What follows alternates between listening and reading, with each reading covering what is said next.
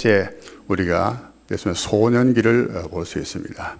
소년기. 누가복음에만 기록되어 있습니다만은 누가복음 2장 짧은 그 구간에 예수님께서 이제 그 유월절을 만나서 예루살렘 올라가신 얘기가 있고, 그 다음에 이제 이 소년기가 지나서 예수님께 세례 받으신 얘기가 있습니다.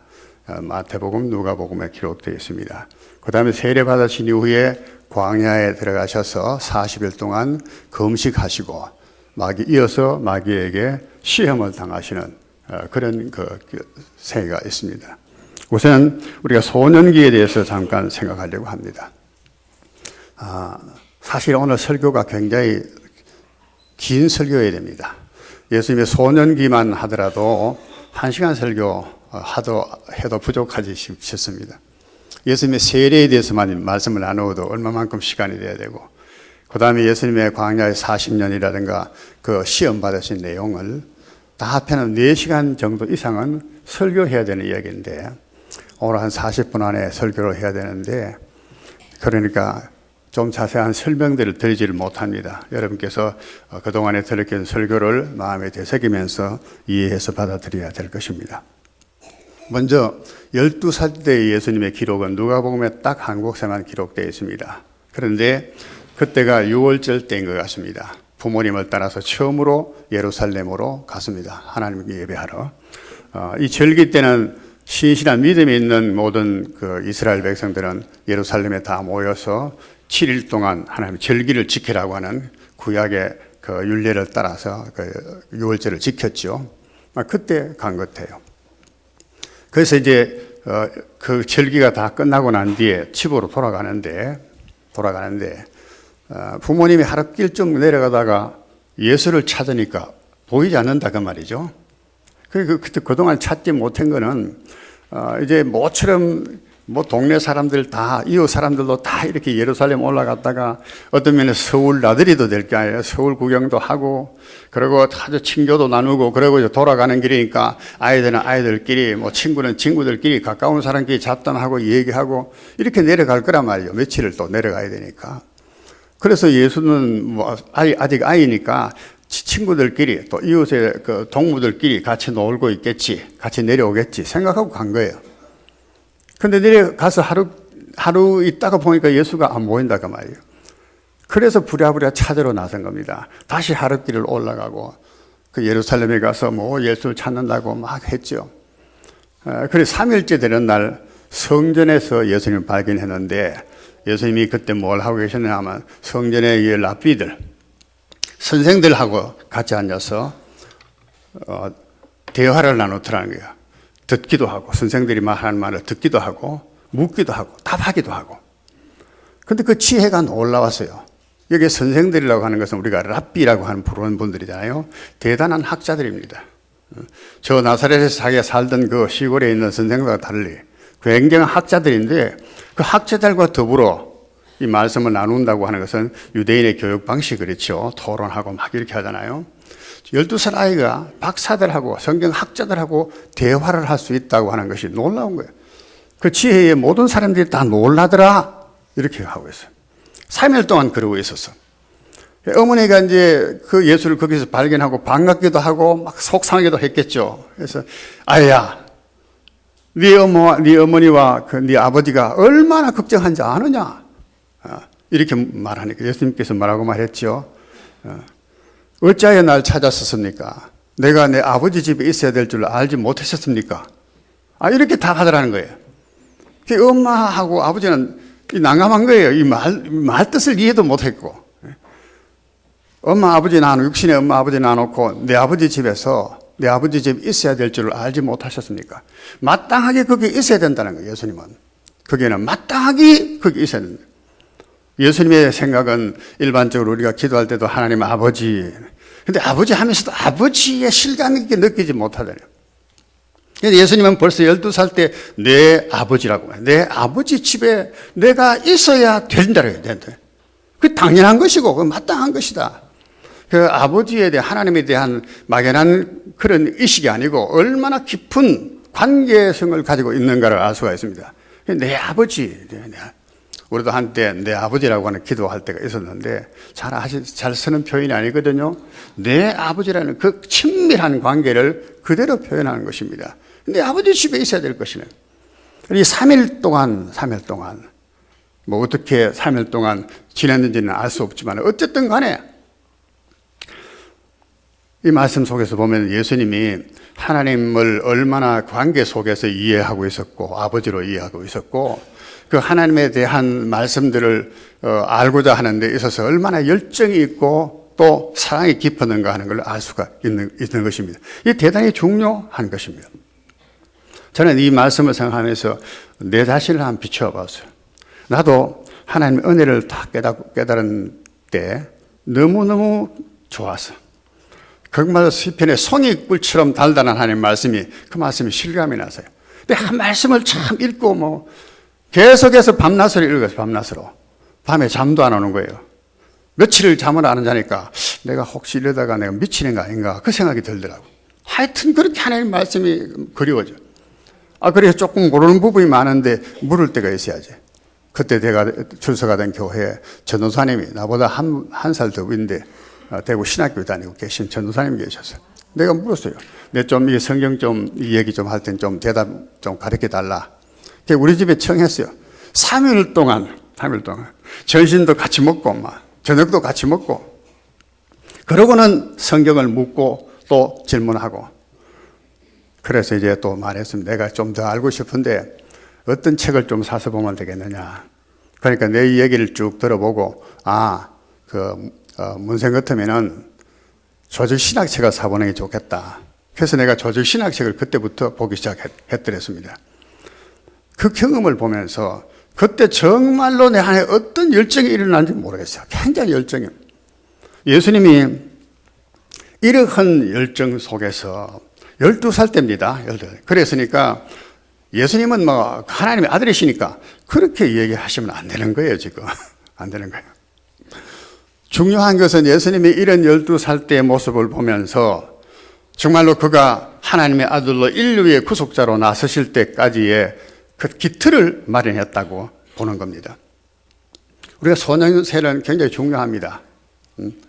인생을 설계할 때도 소년의 꿈을 키우잖아요. 다 꿈을 키웁니다. 내가 장차 무엇이 될고 그런가 하면 그걸 위해서 내가 어떻게 살아갈까 이런 이제 생각을 하게 되는 때인데 네. 오늘날은 그런 생각도 하지 못하고 사는 사람이 얼마나 많습니다만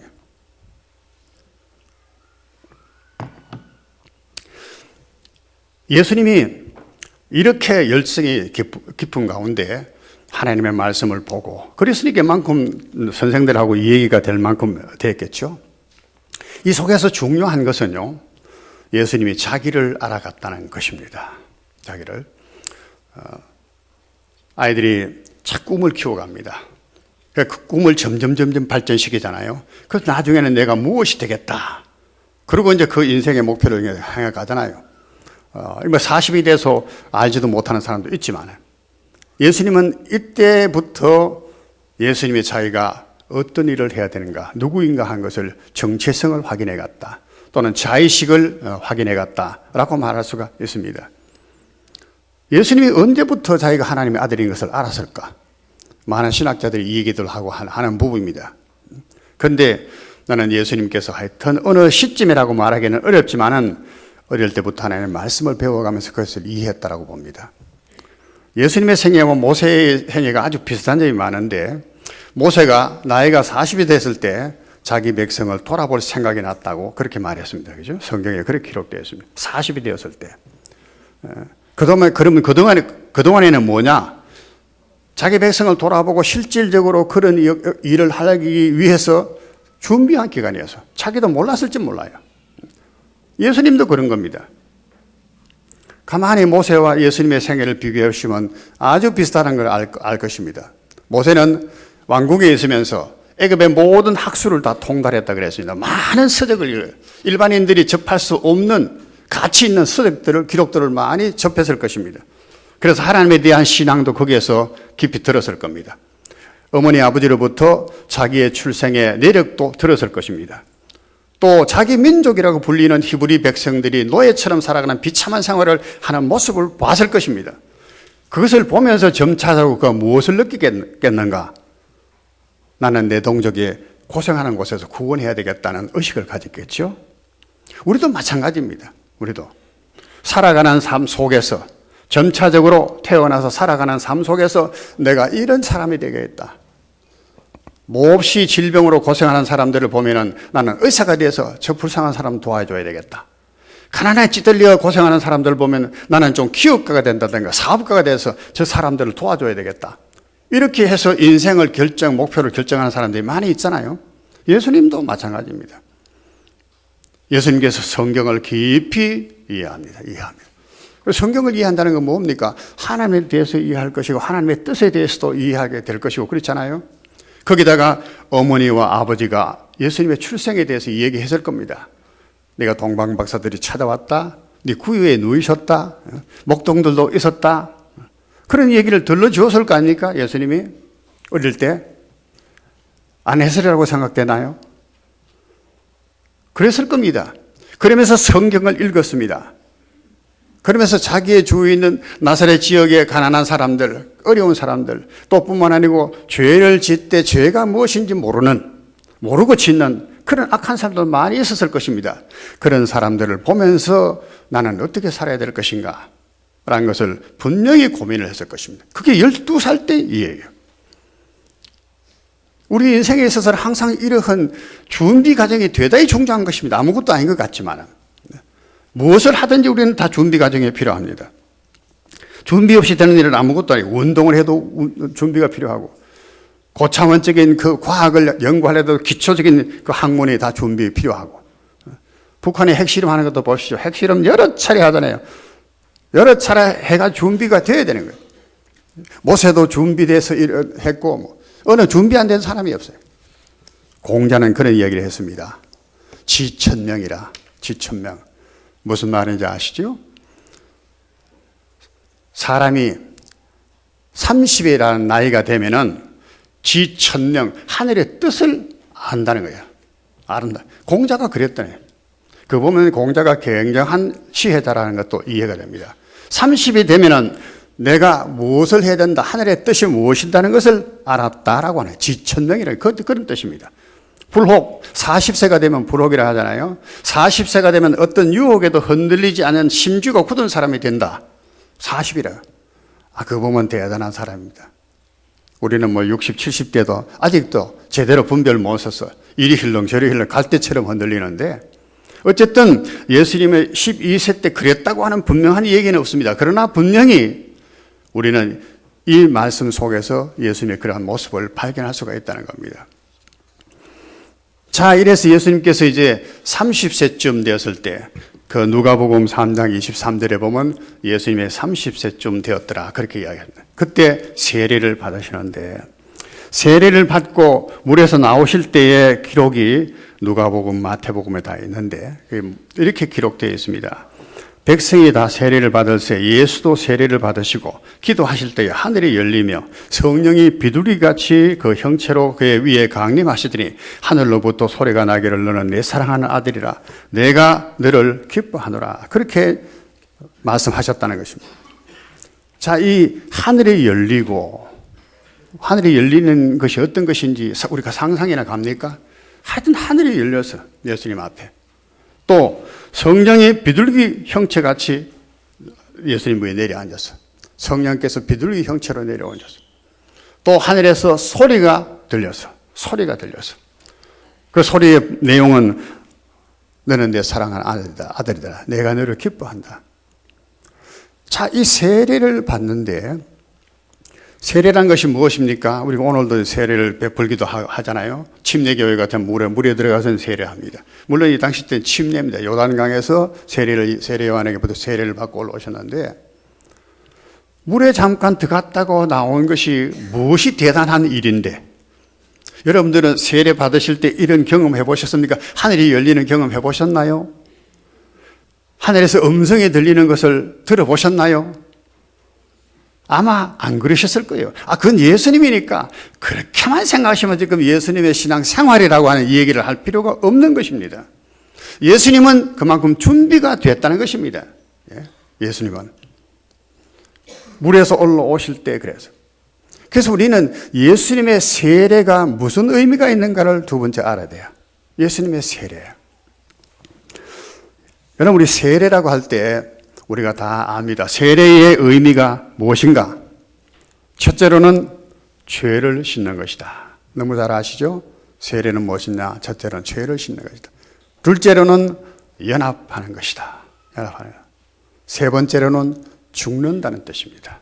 물에 들어간다는 것은 죽는다는 의미예요. 성경의 구절을 보면 사도행전 2장 38절의 말씀에 이런 말씀이 있습니다. 베드로가 이르되 너희가 회개하여 각각 예수 그리스도 이름으로 세례를 받고 죄 사함을 받아라. 그리하면 성령의 선물을 받으리니. 잘하는 말씀이죠. 여기에 말씀하시기를 세례를 받고 죄 사함을 받아라. 세례 받는 것은 죄 사함과 연결되어 있는 것입니다. 세례 받는 것은 바로 죄를 사하는 거예요. 물을 이렇게 물에 들어갔다 나오는 거 씻는다 그런 얘기거든요. 씻을 세자입니다. 우리가 세례에 대해서 생각할 때 많이 생각합니다. 또 이 세례는 사도행전 22장 16절에도 그렇게 말했습니다. 이제는 왜 주저하느냐? 일어나 주의 이름을 불러 세례를 받고 너희 죄를 씻으라. 자, 여기 보면 세례를 받음으로 죄를 씻는다고 분명히 말씀하고 있죠. 세례를 받는 것은 죄를 씻는 것입니다. 씻는 것입니다. 그 다음에 이 세례는 연합한다는 것이 의미가 있어요. 연합한다. 갈라디아서 3장 27절에 보면은 누구든지, 우리 함께 읽어볼까요? 누구든지 그리스도와 합하기 위하여 세례를 받는 자는 그리스도로 옷 입었느니라. 그리스도와 합하기 위하여 세례를 받는다 그랬잖아요. 예수님과 합하기 위하여 세례를 받는 거야. 그래서 예수의 이름으로 보는 거야. 이름으로. 성부와 성자와 성령의 이름으로 하는 것은 바울 사도의 이름으로 세례받는 게 아니고 목사의 이름으로 세례받는 게 아닙니다. 왜냐하면 목사와 연합하는 게 아니기 때문에 삼위 하나님의 이름으로 세례를 받을 때 그 세례는 삼위 하나님과 연합한다는 뜻이에요. 연합한다. 또 세례의 마지막 의미는 죽는다는 의미입니다. 마가복음 10장 38절 함께 읽어보겠습니다. 예수께서 이르시되 너희는 너희가 구하는 것을 알지 못하는도다. 내가 마시는 잔을 너희가 마실 수 있으며 내가 받는 세례를 너희가 받을 수 있느냐. 예수님의 제자들이 말하기를 예수님께서 높은 자리에 올라가시거든 앉으시거든 왕위에 앉으시거든 하나는 우편에 하나는 좌편에 앉혀주십시오. 나 높은 자리 하나 주십시오. 이렇게 얘기했을 때 예수님 답하신 것입니다. 너희가 내가 받으려고 하는 세례를 받을 수가 있느냐. 내가 마시려고 하는 잔을 마실 수가 있느냐? 예수님 마시는 잔 왜 못 마실까요? 예수님 받으시는 세례 왜 못 받으시나요? 예수님이 지금 세례를 뭘 의미를 하시는 거죠? 죽음을 이야기하시는 겁니다. 내가 마시려고 하는 이 잔을 네가 마실 수 있느냐? 아버지, 할 수만 있으면 이 잔을 내게서 옮기시옵소서. 겟세마네에서 기도하실 때 이 잔, 곧 십자가의 죽으심을 말한 거예요. 예수님의 세례는 죽으심을 말하는 겁니다. 지금 예수님의 세례를 받으신다는 것은 바로 그것을 말하는 겁니다. 내가 이제 죽는다는 것입니다. 죽는다. 그런데 이 왜 이유도 없이 죽나요? 예수님이 세례 받으시려고 세례 요한에게 나오셨습니다. 세례 요한은 사실 예수님을 세우시기 위해서 나타난 하나님의 사역 헤랄드죠. 사자입니다. 세례 요한이 예수님이 나오는 걸 보고 이렇게 말합니다. 내가 당신에게 세례를 받아야 되는데 당신이 내게 세례를 받으러 오십니까? 나는 절대 당신에게 세례를 줄 수 없습니다. 그러니까 예수님이 하신 말씀이 뭐라고 말씀하셨습니까? 모든 의를 위하여 이것을 허락하라. 다른 말로 하면 하나님의 의를 위해서 이걸 베풀어 하라는 거예요. 예수님의 세례 받는 것은 흔히 말하는 죄를 씻기 위해서 세례를 받으신 건 아닙니다. 예수님은 죄가 없으신 분이니까. 그러면 예수님의 세례가 뭐냐? 하나님의 의를 이루시기 위한 것이라는 거예요. 이 대단히 중요한 것입니다. 하나님의 의라고 하는 의미는 굉장히 그 의미가 큽니다. 넓습니다. 하나님의 의라는 것이 한마디로 말하기 어렵습니다. 하나님의 뜻, 하나님의 옳게 여기시는 것, 또 하나님의 율법을 지키는 것들, 이 모든 것들이 하나님의 의입니다. 어쨌거나 예수님의 대답은 하나님의 의를 이루기 위해서. 그 의는 뭔가? 예수님께 지금 바라는 하나님의 의는 뭔가? 내가 너를 메시아로 보내는데, 내가 너를 인류의 구주로 보내는데 그들의 죄를 네가 씻어야 된다는 거예요. 대속의 십자가를 죽음으로 그들의 죄를 씻어야 된다라고 하는 의미를 말씀하신 것입니다. 즉 예수님은 그 백성과 하나가 되고 백성의 죄를 입고 백성을 위하여 죽음으로 말미암아 백성의 죄를 씻어 주시는, 이것이 하나님이 원하신 것이고 예수님께서 그것을 이해하셨다는 거예요. 그 마음을 가지고 예수님은 지금 세례를 받으시는 겁니다. 하나님은 중심을 보십니다. 겉모양만 보시는 것이 아닙니다. 우리가 그냥 이렇게 예수님의 이름으로 세례를 받을 때 형식이 중요한 것이 아니에요. 중심이 중요합니다. 그 마음에 어떠한 믿음을 가지고 있느냐, 그 믿음이 참으로 있을 때에 거기는 역사가 일어나는 법이에요. 분명히 성령의 역사가 거기에 일어나는 법입니다.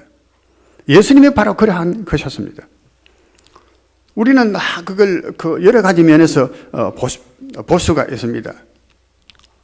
우리가 어떤 짐승을 제물로 받아 제물로 드릴 때에 제사장이 와서 손을 이렇게 얹어서 안수를 하잖아요. 그리고 그 짐승을 죽이잖아요. 왜 그렇게 하나요? 나와 이 짐승은 일체입니다. 안수를 하면서 내 죄를 이 짐승에게 다 전가시킵니다. 이 짐승을 죽일 테니까 내가 죽는 걸로 하나님께서 받아주십시오. 그래서 내가 죄로 말미암아 죽는 것을 하나님 앞에 보이는 방식이 바로 안수해서 짐승을 대신 죽이는 것이죠. 예수님이 바로 그런 것입니다. 예수님의 세례는 바로 짐승을처럼 이렇게 대속의 제물이 되신다는 죽음을 의미한 것입니다. 하나님이 이걸 기뻐하셨어요. 그러고는 성령이 비둘기가 형체로 내리시고 음성이 들리시고 너는 진짜로 내가 사랑하는 아들이다 인정해 주신 것입니다. 이제 우리는 모든 사람 면에서 이렇게 인정받아가요. 그 다음에 광야의 40일 기도가 나옵니다. 우리 광야의 40일 이 기도도 굉장히 중요한 얘기입니다. 40일 기도했다는 사실 내용은 없습니다. 그러나 40일 금식을 하셨다, 주야로 금식하셨다 이렇게 나와 있습니다. 그러면 생각해 보시죠. 40일 동안 광야, 이 어떤 광야인지 모르겠어.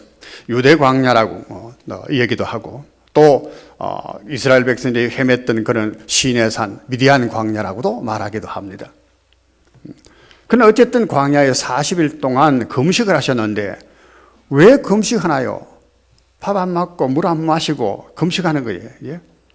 의미 없이 금식하겠습니까? 우리 많은 사람들이 금식하면서 기도도 하고 그러잖아요. 대체적으로 많은 사람들은 자기 어떤 소원을 이루기 위해서 욕심을 하나님 앞에 채우기 위해서 하나님 앞에 땡깡을 부리는 거예요. 나 안 먹고 죽을랍니다. 땡깡 부리는 그런 기도를 할 때가 많습니다. 하나님 내가 이걸 원하니까 이 소원이 이러니까 이 소원 들어주십시오. 그래가 금식하는 경우가 많습니다. 그건 사실은 바른 금식은 아닙니다. 하나님의 뜻을 위해서 내 자신을 드리는 것입니다. 금식해 보십시오. 우리가 금식 안 해보면 모르지만은 적어도 한 열흘 금식하면요, 열흘 금식 죽었다 싶습니다. 열흘 금식해서 키가 펄펄한 사람은 그건 특이한 사람입니다. 열흘쯤 금식하면 기분이 다 빠져버려요. 아, 인간은 이렇게 약한 거구나. 걸음도 제대로 못 걸어, 그죠? 그러면서 인간이 이렇게 연약하다는 걸 알게 되는 거예요.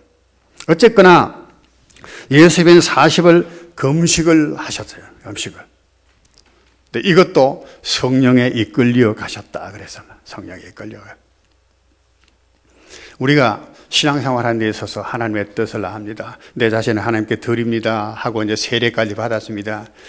그것까지 좋습니다. 여기에 신앙이 머물러 있어서는 안 되는 겁니다. 진전해 나가야 돼요. 그 다음에는 실질적으로 금식을 했다는 거야. 금식을. 그건 좀 더 결단 있는, 좀 더 성숙한 신앙으로, 좀 더 굳건한 신앙으로 나갔다고 하는 증거인 것입니다. 자, 40일 금식을 했는데 40일이라고 하는 의미부터가 참 의미가 깊습니다. 누가복음 4장 2절에 보면은 이렇게 말씀했습니다. 이 모든 날에 아무것도 잡수시지 아니하시니 날수가 다함에 줄이신지라. 날수가 다함에. 자, 이 말씀을 읽으면서 조금 여기에서 이상하다는 느껴진 거 없습니까? 날수가 다함에. 이 무언가 결정되어 있는 날수라고 하는 걸 인정하게 생각이 들죠? 40일이라고 하는 건 무언가 결정되어 있어. 이 날을 채워야 된다고 하는 그런 느낌을 받잖아요. 날수가 다함에. 뭐 금식하는 데까지 하자. 이래가지고 뭐 한 것이 아니에요. 어떤 날수를 채운 것까지. 40일이라는 의미가 있습니다. 이 40일의 의미를 우리는 이제 아까도 말했습니다. 모세의 그 기도에서도 우리가 볼 수가 있는데, 모세는 이스라엘 백성의 대표자입니다. 광야에서 하나님의 은혜로 애굽에서 구원을 받고 광야에 와서 하나님의 율법을 받고 시내산에 올라가서 율법을 받아왔는데 백성들이 그 기간을 못 참고는 우상을 섬기고 야단났어요.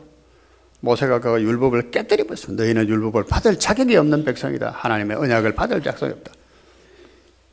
깨뜨려서 막 그렇게 책망하고는, 그러고는 모세가 다시 산 위에 올라갔습니다. 그리고 40일을 금식을 한 거예요. 40일을 꼭 하겠다고 했는지 모르지만 어쨌거나 금식하다 보니 40일이 됐어요. 하나님께서 그에게 다시 율법을 주시잖아요. 언약의 율법을 주시죠. 너는 내 백성이다. 언약이 중요한 것이 내 백성 삼겠다는 겁니다. 이 언약은 내 백성 아니라고 하는 것이 아니고 네가 잘못했지만 내 백성으로 다시 받아들이겠다는 거예요. 이걸 위해서 모세가 40일 동안 하나님 앞에서 울며 통곡하며 회개하며 기도한 겁니다. 백성의 대표자로서. 오늘 예수님께서 광야의 40일도 같은 맥락입니다. 왜 광야에 나갔는가?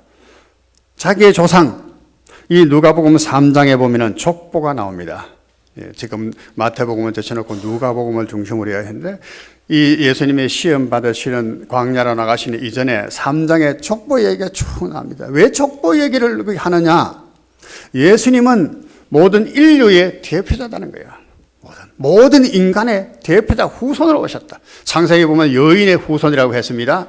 예수님은 바로 모든 인생의 인류의 후손으로서 그 백성을 죄에서 구원할 후손이라고 하는, 후손이 자기의 조상들의 죄를 다 지금 담당하고 조상들을 죄에서 구원하는 거예요. 예수님이 바로 그분이라는 것입니다. 그래서 그는 광야에서 40일 금식을 합니다. 40일은 이스라엘 백성들이 광야에서 40년 동안 헤맸습니다. 왜 40년 헤맸는가? 하나님 불신앙했기 때문에. 가나안 땅에 들어갈 길인데 40일 동안 정참을 하고는 우리는 못 들어간다고 막 하나님을 믿지 않았어요. 그래서 너희가 그래서는 광야에 들어갈 수 없다. 가나안 땅에 들어갈 수 없다. 40년 동안 더 훈련 받으라. 하루를 1년씩 계산해서 40년 동안 광야에. 그 40년의 의미가 뭐겠습니까? 이스라엘 백성들에게 불신앙을 회개하고 뉘우치게 하는 거예요. 참된 신앙을 갖도록 하기 위한 하나님의 훈련의 기간이었습니다. 예수님은 광야에서 바로 조상들의 겪었던 그 광야에, 패역한 시대의 그 시대를 가슴에 지금 깊이 새기면서 그것을 통회하고 자복하고 하나님 앞에 모세처럼 그 백성을 위해 기도하는 기간이 40일이었습니다. 모든 하나님의 백성들은요, 그 대표자들은 이런 책임감을 가졌습니다. 선지자들이 백성의 대표자로 설 때가 많지요. 선지자들이 할 때, 기도할 때도 항상 백성의 죄를 하나님 앞에 회개하면서 대신 그걸 자책을 했습니다. 다니엘에서도 보면, 다니엘도 보면 하나님의 그 말씀을 깨닫고는 베옷을 입고, 굵은 베옷을 입고 죄를 뒤집어 쓰고, 그러고는 하나님 앞에 금식을 기도한 것이 다니엘 9장에 나타난 겁니다. 백성을 위해서 죄를 자복해요. 왕도 마찬가지, 제사장도 마찬가지, 모두가 다 백성의 대표자들입니다. 정말로 대표자들은 이런 데예요. 백성의 모든 잘못, 폐악들을 대신 짊어지고 하나님 앞에 용서를 구하는 회개를 하고 대신에 그것을 속죄할 마음들, 오늘과 국가적으로나 가정적으로나 교회적으로나 이게 참 필요한 겁니다. 국가가 잘못되면 대통령부터가 사실은 그래야 돼요. 나라가 교회가 잘못되면 목사님부터가 사실 그래야 되고 당회부터가 그래야 되는 거예요. 가정에 뭔가 잘못되면 가장부터가 책임을 지고 내 죄입니다 하고 엎드려서 그 죄를 자복하고 하는 일이 필요한 것입니다. 예수님이 바로 그런 거예요. 광야의 40년 이스라엘 백성이 그렇게 폐역을 저질렀던 그 기간 동안에 예수님은 금식으로 그것을 회개한 것입니다. 그 백성을 대신해서. 그리고 그분은 그 백성과 하나가 된 것을 여실히 보여주셨습니다. 히브리서 2장 14절에 보면 자녀들은 혈육에 함께 속하였으며 그도 또한 한 모양으로 혈육에 함께 속하시면, 우리가 다 혈육을 가진 사람이기 때문에 예수님도 우리와 하나가 되기 위해서, 연합하기 위해서, 그래 연합해서 대표자가 되기 위해서 몸을 입고 사람이 되셨다고 하는 것을 말씀하고 계시는 것입니다. 진정으로 이제 대표자, 연합은 바로 이런 것입니다. 같이 되어야 돼요. 백성이 광야에서 40년 머물렀으면 그것을 고난을 짊어지고 같이 고난하고, 따로 노는 것이 결코 아니었습니다. 예수님은 바로 이와 같은 모습으로 광야의 40년을 40일을 금식을 하며 기도하며 그랬다는 것. 자, 이 단계에서 금식을 하니까 얼마나 힘들었겠습니까? 그때 이제 마귀가 시험을 하러 옵니다. 시험하는 자고요. 우리가 이제 세 번째로 생각해서 마귀의 시험입니다. 이 마귀의 시험엔 참 마귀란 놈은 지혜가 많은 놈이래. 사람이 아주 어려울 때 또는 아주 좋을 때 그것들이 다 기회가 됩니다. 좋을 때도 우리는 마귀의 시험을 받기가 쉬워요. 욥은 그래서 자기 아들들을 위해서 잔치를 베풀고 하는데 반드시 속죄 제사를 드렸습니다. 또 줄였을 때 얼마나 힘듭니까? 심히 줄였습니다. 그 기회를 타서 마귀가 이제 예수님을 시험하게 되는 겁니다. 이 시험을 받는다는 것은 사실은 하나님의 인정을 받는 과정입니다. 뭘 시험하는 겁니까? 네가 정말로 이제 메시아로서 준비가 됐는가? 의미 없이 시험은 없습니다. 시험이 있다는 것은 적어도 내가 무엇에 대한 자격이 있다고 하는 것, 그게 인정하는 것이 시험입니다. 마귀의 시험도 마찬가지로 왜 이때 시험을 하러 왔습니까? 예수님께서 40일을 금식하시면서 그 백성을 대신해서 그 백성의 대표자가 되셔서 죄를 뒤집어서고 지금 죽으실 것을 세례를 통해서 광야의 그 금식을 통해서 나타내시니까 마귀가 최고적으로 그래서 시험을 하는 것입니다. 시험을 거치고 나면은 그 다음 본격적으로 예수님이 사역을 시작하게 되는 겁니다. 그런데 마귀의 시험은 줄였을 때 임하였습니다. 줄였을 때. 또 마귀의 시험은 유혹을 가지고 옵니다. 네가 이 돌로 뜩뜨기가 되게 하라. 마귀는. 또 능력을 가지고 마귀는 역사를 합니다. 이제 보게 되겠지만은, 자, 마귀가 와서 세 가지 시험을 하잖아요. 네가 하나님의 아들이거든. 다 이게 대전제입니다. 네가 하나님의 아들이거든. 하나님의 아들이 아니냐. 의심을 줄 수도 있지만 여기에서는 네가 하나님의 아들이다. 너는 지금 굉장히 하나님을 위해서 하나님의 의를 위한다고 하고 금식을 40일 동안 했다. 너 대단하다. 이 얼마나 배가 고프냐. 이 도를 너는 명하면 된다. 명할 자격이 있다. 이 도를 명해서 떡떡이가 되게 해서 네가 배고픈 허기를 채워라. 마귀가 참 하는 그 유혹을 보면은 얼마나 대단하냐면 예수님을 극진히 생각하는 것처럼 생각합니다. 네가 참 대단한 하나님의 아들이 아니냐. 하나님의 아들이. 네가 하나님의 일을 위해서 이렇게 금식하고 40일 동안 죽기로 작정하고 하지 않았는가. 너무나 가상스럽다. 네가 배가 고프니까 이제는 이 돌로 떡을 만들어 먹어라. 흔히 하는 말이 이것은 인간의 1차적인 욕구에 대한 시험이다. 그렇게 말합니다. 먹는 문제가 굉장히 큰 문제지요. 광야 이스라엘 백성들이 그랬습니다. 자, 이때 예수님께서 하신 말씀이 무엇입니까? 신명기서의 말씀을 들어서 대답을 하십니다. 신명기서 8장 2절 3절에 이런 말씀을 하셨습니다. 네 하나님 여호와께서 이 40년 동안에 너로 광야의 길을 걷게 하신 것을 기억해라. 같이 읽어볼까요? 이는 너를 낮추시며 너를 시험하사 내 마음이 어떠한지 그 명령을 지키는지 안 지키는지 알게 하심이라. 3절에 너를 낮추시며 너로 추리게 하시며 또 너도 알지 못하며 내 열조도 알지 못하던 만나를 내게 먹이신 것은 사람이 떡으로만 사는 것이 아니요 여호와의 입에서 나오는 모든 말씀으로 사는 줄로 너로 알게 하려 하심이라. 예수님이 지금 광야에 금식하신 것은 이스라엘 백성들이 광야 40년을 헤맸던 그걸 지금 답습하는 거예요. 체험하는 것입니다. 몸소. 그런데 이 광야 40년이라고 하는 것은 하나님이 광야 40년을 걷게 하신 거예요. 모세가 인도를 잘못해서 그런 게 없습니다. 능력이 없어서 잘못 이끌어가서 광야에 40년 헤맨 게 아닙니다. 하나님께서 너로 광야의 길을 걷게 하셔서 그래서 줄이게 하시고 목마르게 하시고 그래서 가차 낮추시게 하셨어. 하나님께서 왜 그렇게 하셨느냐는 거예요. 하나님의 능력이 없어서 그런 것도 아니고 하나님의 사랑이 없어서 그런 것이 아니라 그들이 잘못만 해서 꼭 그런 것만 아니에요. 그 목적이 무엇입니까? 목적이 사람이 떡으로만 사는 것이 아니라 살 수 없다는 거예요. 떡으로만 사는 것은 너희가 지금 가나안 땅에 들어가는 것을 목표로 하고 가나안 땅 하지만은 하나님의 없는 가나안 땅은 의미가 없다는 것입니다. 사람이 떡만 먹고 살면 100년을 살면 끝이라. 그 이후에는 모든 인생에 삶이 없어. 떡으로만 못 사는 거예요. 하나님의 말씀으로 살아야, 다른 말로 하면 하나님을 의지하고 살아야 영생이 있는 것입니다. 영생이. 이스라엘 백성이 광야 40년 동안에 그걸 제대로 못 배운 거예요, 사실은. 자, 예수님이 이제 조상들처럼 자신이 그런 입장에 섰는데 마귀가 딱 와서 시험을 내. 그 문제를 가지고 시험하는 거야. 그 예수님이 대답을 하셨지. 하나님이 이스라엘 백성을 광야에 40년 걷게 하신 이유도 모르냐 이게.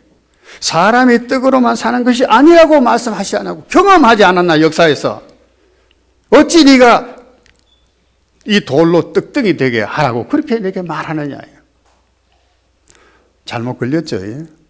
예수님이 40년 금식 기도 속에서 육신은 넘치게 배고플 줄 몰라도 그의 영은 강력해진 것입니다.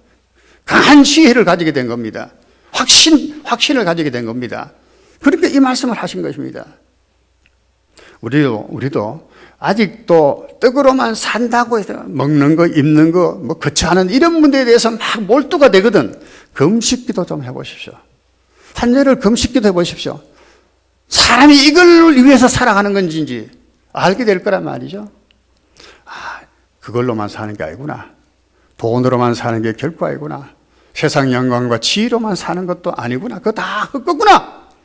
배설물과 같은 것이구나. 다 내버려야 될 것이구나 하는 것을 알게 된다 그 말이야. 예. 예수님은 이렇게 아신 겁니다. 그리고 마귀를 물리치신 것입니다. 그러니까 마귀가 예수님을 높은 성전 꼭대기로 데려갔습니다. 그리고 거기에 세우고 시험을 하게 합니다. 네가 뛰어내리면은 하나님께서 말씀하시기를 저희가 그 손으로 너를 붙들어 발이 돌에 부딪히지 않게 하리라.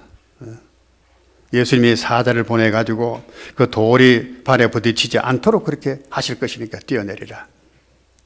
예수님께서 말씀으로 딱 답을 하니까 마귀가 또 자기도 하나님 말씀을 딱 인용을 하는 거예요.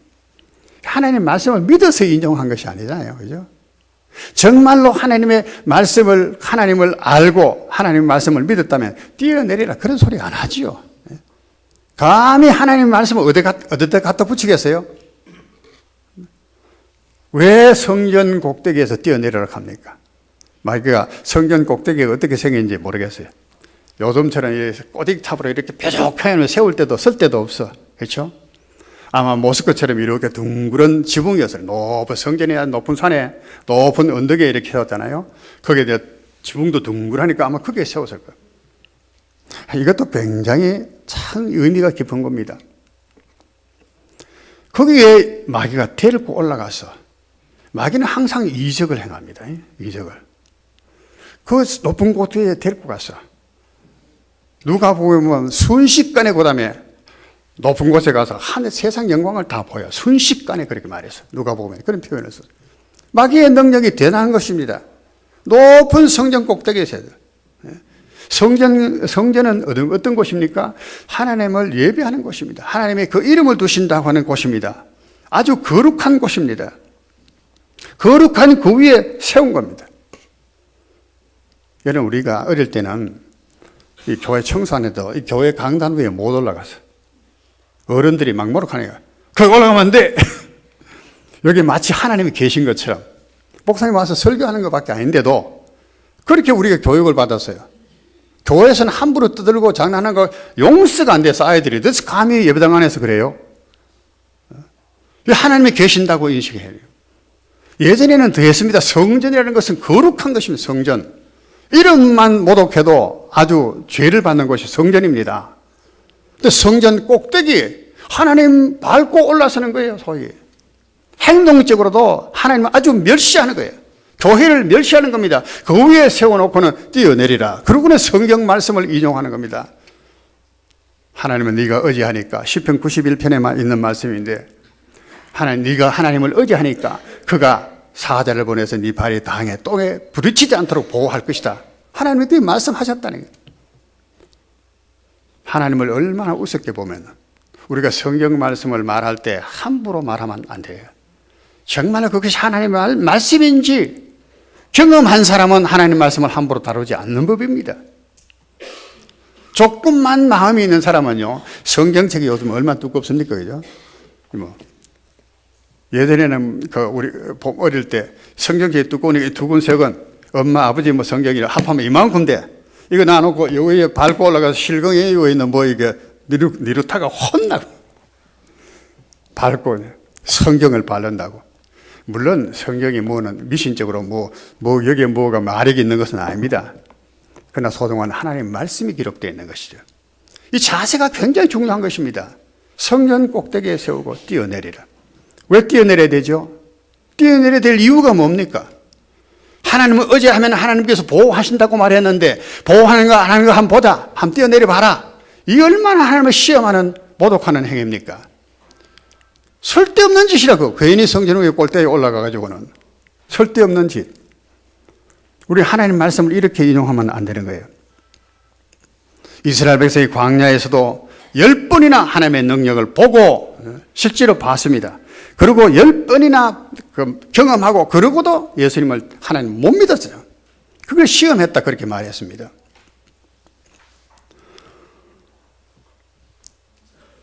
이것은 하나님 위에 내가 서겠다는 겁니다. 창세기 3장에도 똑같잖아요. 네가 하나님처럼 된다는 거야. 이 선악을 알게 한 열매를 먹으면 네가 하나님처럼 된다. 그러니까 선악을 다 네가 분별할 수가 있다. 이 사탄은 항상 하나님을 제외시키는 겁니다. 인간을 아주 극대화시킵니다. 광야의 40년 동안 왜 이스라엘 백성을 그렇게 극대화했나요? 하나님의 사랑이 없고 하나님 능력이 없어 그런 거 아니냐? 그래서 그런 것입니까? 이것은 또 어떤 분이 말하기를 2차적인 시험이다. 이거는 사람의 영광, 자랑, 교만이거든요. 내다 이거 탁 뛰어내리니까 천사를 동원해서 나를 발에 탁 부딪히지 않게 붙들어 줬다. 많은 사람이 우러러서 막 박수를 보낼 거라면 영광, 명예. 인간에게는 욕구가 있잖아요. 먹어야 되는 욕구, 먹는 동에 성적인 욕구 다 있는데 이 육적인 욕구입니다. 두 번째는 정신적인 욕구. 그것만 가지면 안 돼. 또 존경도 받고 사랑도 받고 인정도 받고 하는 이런 거, 박수도 받고 이래야 또 만족감이 있는 거야.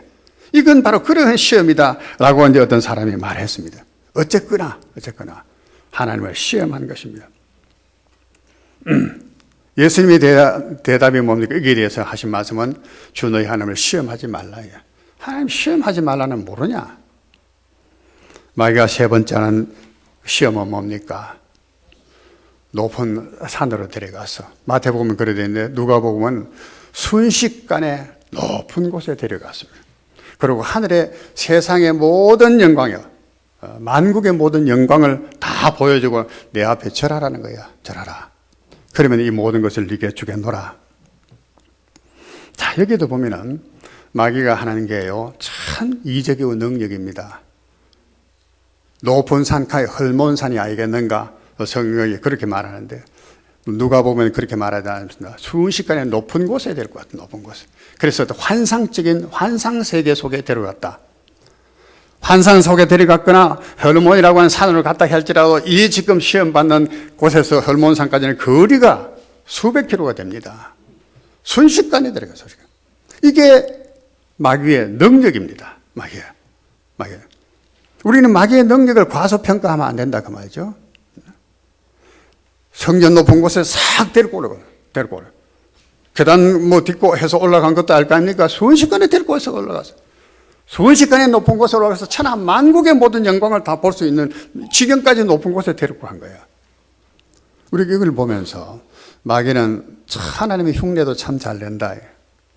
에스겔서를 보면은 하나님의 성령께서, 하나님의 신이 이 선지자를 데리고 가시는데 딱 머리에 한 줌 딱 씌고는 그냥 예루살렘까지 온 것을. 저 바벨론 땅에 지금 포로 잡혀가 있는 신세에 있는데 거기에서 이 선지자를 예루살렘으로 데리고 가셔. 그리고 예루살렘의 전경을 다 보여주시는 겁니다. 이 성령께서 하시는 일이, 이걸 데려갔다가 뭐 이렇게 하셔서 성령께서는. 마귀도 지금 그 행세를 지금 하고 있는 겁니다. 순식간에 데려갔어요. 그리고 만국의 영광을 다 보여주기도 하고. 안 그러면은 이 마귀에게 누가 절하겠습니까? 그런 무엇가 없이는 어찌 마귀에게 절하겠습니까? 경배하라 한다고 코웃음 치지요. 우리라도 안 듣지요. 이러한 놀라운 이적을 보이는 겁니다. 그러면서 내한테 경배만 한, 엎드려서 내한테 절하면은 내가 이 모든 것을 다 네게 주겠노라. 자, 그가 금식하면서 처음에 예수님 마음에 작정한 거, 그 백성을 위해서 구속자로 십자가에 죽으실 것이라고 지금 생각하고 금식하고 기도했는데 마귀의 지금 유혹은 전혀 그하고 상관이 없습니다. 하나님의 그 뜻하고는 전혀 상관이 없이 네가 배고프니까 다 먹어라. 네 영광을 받아라. 네가 죽을 필요가 있냐? 내한테 절만하면 이 모든 것 다 네 줄 텐데, 세상 왕들이 하는 것처럼 세상을 다스릴 수 있도록 다 해줄 텐데 어차피 세상을 네 다스릴 거 아니야. 그런데 십자가에 죽을 이유가 뭐가 있느냐? 이게 마귀의 시험이었습니다. 예수님께서는 그것을 아주 질책하셨죠. 주 너희 하나님만 경배하라 성경에 말씀하셨다. 왜 사탄아 물러가라. 베드로도, 예수님의 제자 베드로도 예수님께 그랬잖아요. 예수님께서 내가 이제 십자가를 지러 예루살렘으로 가야 된다. 죽으러 가야 된다. 베드로가 뭐라고 말했습니까? 주여, 절대 죽으시면 안 됩니다. 그러다가 무슨 꾸중을 들었습니까? 사탄아 물러가라. 예수님을 위하는 것 같은데 전혀 위하는 것이 아니야. 하나님의 의가 아니었어요. 의가 아니었어요. 우리 마귀는 이와 같이 하나님의 백성들, 하나님의 아들들을 능멸하는 것입니다. 유혹하는 것입니다. 미혹하는 것입니다. 마귀의 시험에는 하나님이 절대 없습니다. 하나님이 없어요. 하나님이란 말이 없습니다. 자기만 있습니다. 자기. 우리 참 조심해야 됩니다. 뭘 얘기할 때 하나님이라고 하는 말이 있느냐? 하나님의 뜻이 그 속에 있느냐? 하나님의 사랑이라는 것이 그 속에 담겨 있는가? 이게 없는 이 얘기들은 다 세상적인 것입니다. 이적과 기적과 이런 것들은 거짓 이단들이 많이 합니다. 오늘날 많은 이적을 행하고 기적을 나타내 보이고 하잖아요. 그건 다 귀신들이 하는 얘기들이에요. 참된 믿음은 그게 아닙니다. 예수님이 어디 이적을 보이십니까, 지금? 온전히 세례를 받으시고 금식하시고 지금 죽기로 작정하고 계신 거예요. 이적을 행하신 것이 없습니다. 이후에 예수님의 이적도 또 다른 성격이 있지. 결코 이적을 위한 것이 아닙니다. 자기를 드러내기 위해서 이적을 행한 것이 아닙니다. 마귀는 항상 자기를 추구합니다. 먹는 것, 돈, 세상 지위, 이런 것, 세상 영광, 자랑, 인기. 이건 세상이 구하는 것입니다. 야고보서 3장의 말씀처럼 또 요한일서 2장의 말씀처럼 세상의 정욕적인 것입니다. 육신의 정욕적인 것입니다. 하나님의 것이 결국 아닙니다. 오늘 우리가 예수님의 이 신앙생활의 사생활 속에서의 여러 모습을 살펴보았습니다. 예수님의 삶은 하나님의 의를 위한 삶이었습니다.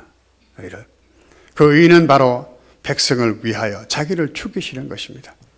백성들과 연합하기 위해서 자기를 죽이시는 것입니다.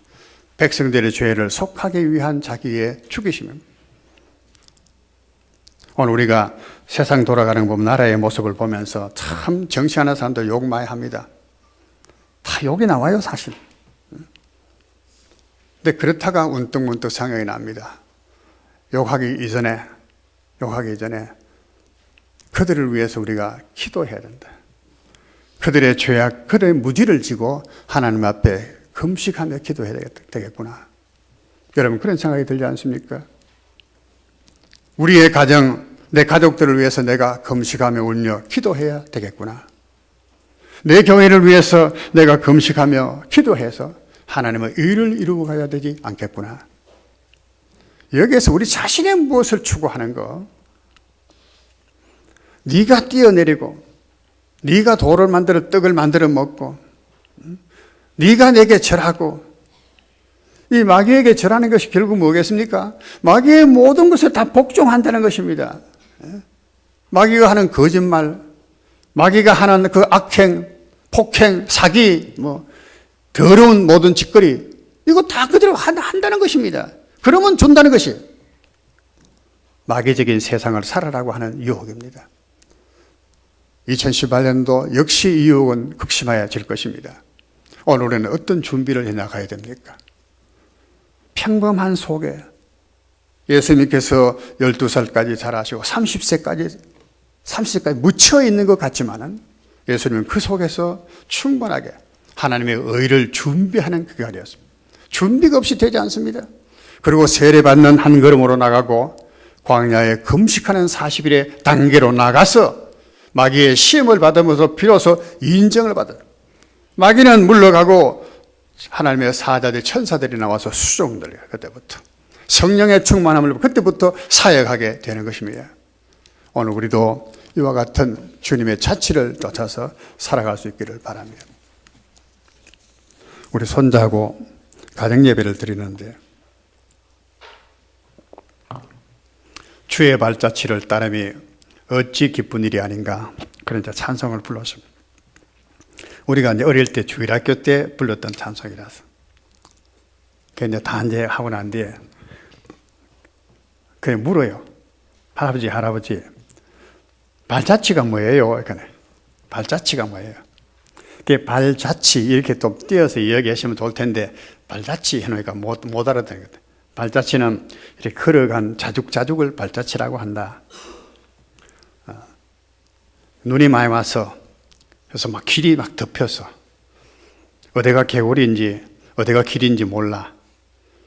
잘못하면 큰일 넘어져서 큰일 다쳐. 근데 아빠가 다 그 길을 알아.